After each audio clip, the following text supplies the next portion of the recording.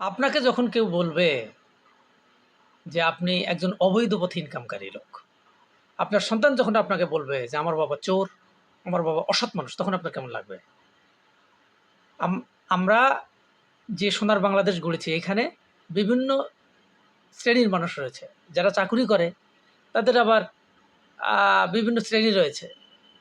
যেমন ১ম শ্রেণী, ২য় শ্রেণী, ৩য় শ্রেণী, ৪র্থ শ্রেণী। এখন শ্রেণীভেদে তো বেতনের কাঠামো ভিন্ন হতে পারে। ধরে নিন ১ম শ্রেণীর চাকরিজীবীর ৳২২,০০০ স্কেল, তার সাথে আনুষঙ্গিক যোগ করে সে সর্বপ্রথম ৩৫,০০০-৩৬,০০০ বেতন পাবে। আস্তে, আস্তে এটা বাড়বে।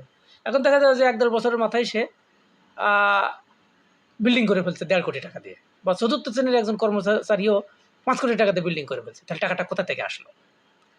এখন মজার বিষয় হলো যে আপনার সন্তান যখন বড় হয়ে হিসেব নিকেশ শিখবে, যখন দেখবে যে আপনি এত টাকা দিয়ে বিল্ডিং করেছেন, তখন তো বলবে যে আমার বাবা